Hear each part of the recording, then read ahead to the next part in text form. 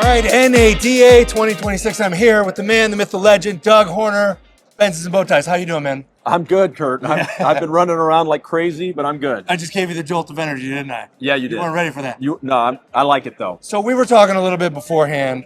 This is your second NADA. Yeah. You're walking around. Would you say is the theme of this year's show? What is everyone talking about? I mean, AI. No, I wouldn't have guessed that. Yeah, I know.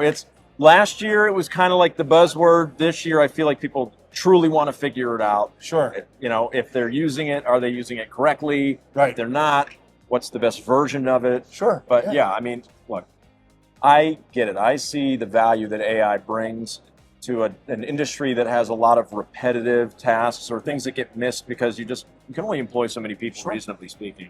Right. And dealerships are like this never-ending stream of constant interruptions throughout a day. So you can, no matter how much you try to plan out your day, Right. it gets interrupted, and then you're not there to answer the phone, Sure. or whatever. I mean, it's mayhem. Well, with your role outside of content creation, of course. Yeah. Are you looking for specific things? Are you looking for solutions to the problem? Are you looking to be wowed? Are you looking to be surprised? Or is there something specific you're looking for?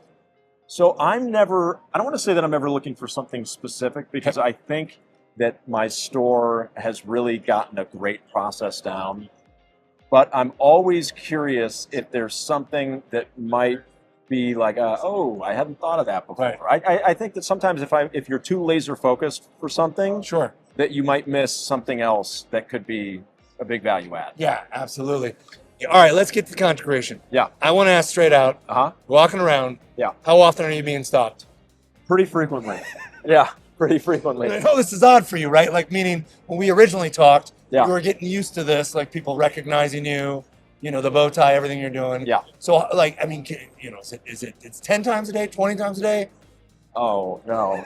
It's a lot more than that. Yeah. But you're not leaving the spot as the GM. No. So I understand that the reason people like my content is because it's real and authentic. Sure. And it's conversations that are actually happening when we're working car deals. So if I'm not in the dealership, that content is no longer real. Yeah, right. Right? So that's everyone's question is like, oh, what are you gonna go be a full-time influencer? Sure. And no, because I mean I don't know exactly what my future holds, but I know right now that the reason that this all has happened is because I'm giving you a look behind the curtain at what happens in a car dealership. Sure. And that only works if you're in a car dealership, right? That's right. You're starting to make up. So let's talk about the journey, though. Yeah. Right? We're starting on TikTok. We're doing Reels, things like that. And we're working in collaboration. You're doing a podcast, The Doug Horner Show. Yes. You've done 6 episodes. Yeah. Let me ask you this. Before you went into it, what was your conception of how it would be? What was the biggest surprise doing it as you've evolved the episodes? Yep. Where are you at with it on the journey?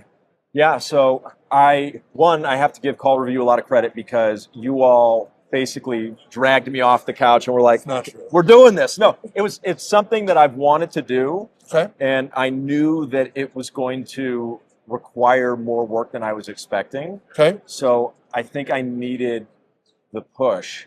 And I definitely, I get so used to the kind of, I don't know, it's like this very informal thing that I have in my office where it's like I have a camera set up, somebody walks in, I hit record, and like that's kind of it. It's the like process is there. Right, but it's not like very produced or professional. It's like very kind of like, I don't know, thrown together. Sure.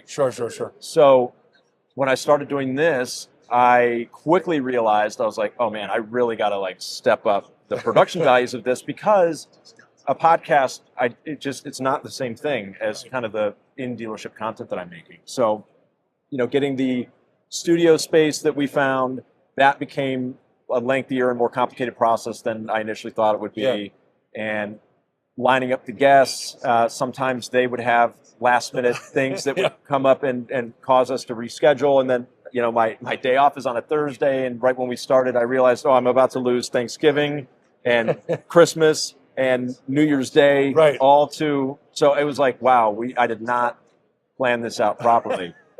But I feel much better now. I mean, I had a lot of fun in season 1. I'm really excited for season 2 because now I feel like I can settle into a zone, right? Yeah. How do you enjoy interviewing? I know you know these people, but still, were you uncovering things as you're interviewing them? Did you find it at some point? I guess I would say, you're going to an interview, you're doing an interview, but at some point did it just become, oh, this is what it is. I got it now. I feel comfortable. Yeah. I combined words there. Comfortable, right? Confident. Listen, it happens. Yeah. It happens to me all the time. Right? No, I think that it's been really fun for me because in my day-to-day content, I'm doing the majority of the talking. Sure. And I might be asking my sales team questions, but their responses are either very short or they don't even have a response to give me. Sure. And with the podcast, I get to just sort of ask a question and then listen to a story from somebody very interesting. Sure. And that's been a nice change of pace for me. Yeah. I love that. I love that. I love the interview. That's great. All right. Season 2 is coming. When is season 2 coming? We did 6 episodes in season 1. Correct me if I'm wrong. Yes, we did. Now we're going to season 2. Yep. Are we changing the conversations? Are we going in a direction? Are you looking to accomplish different things? Or just the same really in-depth, insightful conversations? Yeah, so I mean, eventually season 2 is coming in 3 weeks. Okay. And, well, not quite, 2.5 weeks. But I think that at a certain point, I'll probably have to change a little bit the type of guest that I'm talking to. Okay. Right now, who I'm talking to kind of has to fit 2 criteria. Okay. They are an automotive content creator in some way. Sure. And they are kind of a business owner or business creator in some way. So somebody who has kind of created a business, started a business, or is running a dealership and doing that alongside making content. Sure. Because I think that those 2 things go hand in hand and they fuel each other. Right. And I'm hoping to inspire maybe the next person that might want to do what I do. And I'm not so much a business owner right now. I still work in a dealership, and that's my foreseeable future. Sure.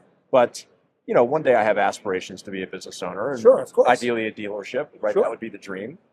So I'm hoping to be inspired myself, and maybe I'll inspire somebody else that might say, I like their story and I see the value that it's brought to them. Yeah. I think I'm going to start doing the same thing. Because there's a lot of business owners out there that if they started making content, it could really accelerate things for them. And we talked about that in the past, and it seems to be something holds them back.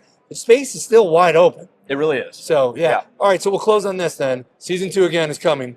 But if you could give those dealerships, those owners, one bit of advice when it comes to if they're apprehensive to making content, what is it in your journey you've learned? So if you're apprehensive about it, you shouldn't be.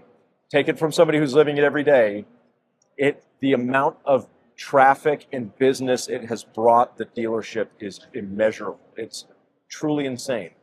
That does come with a little bit of a caveat, okay? Right. If you're not comfortable to put your dealership or process on camera, right, then you probably need to look in the mirror and take a look at the way your dealership operates and your process. Okay. Right? I like that, yeah. So I think that there are some people out there that run a really excellent operation. Sure. And there's zero reason why they shouldn't be making content. Sure. There's other people out there that are like, I want to do it, but I don't want to put the way we do things on camera. Like that's probably not a good thing. Right. Right? 100%. So I'll leave you with this. If you do business the right way, if you believe that, if you know that, if your clients, your customers tell you that, why on earth would you not want to show that to everybody? Right. Right? I agree. Because the way I look at it is, I will go up to anybody in the world, and I truly believe this when I say, Kurt, if you buy a car from me, I will make it the easiest car you've ever bought in your life. I promise you. I'll make it fun, quick, and easy. You don't have to even come and see me in person if you don't want to. And I really believe that. So if that sounds like a good, fun way to buy a car for you, and it sounds like a fun way for other people to buy a car, why wouldn't I want every single person to know that if you deal with Doug and his team, that's what it's going to be? Sure. Of course I want everyone to know that. Right. Of course. Good for business. Right? Yeah. So that's what I'm doing. So now by the time they reach out to us, they already kind of know how it's going to go. Yeah. Right? Makes sense to me. I think I'm going to buy a car from Doug. There you go. So we got to upgrade anyway, so I'll make it happen. Doug Horner, season 2 coming. Really appreciate working with you. Enjoy. Love it. Kurt, thank you so much. Thank you to the CallRevu team. It's been a real joy to work with you all. Awesome. Thank you so much. All right, season 2. Look out for it.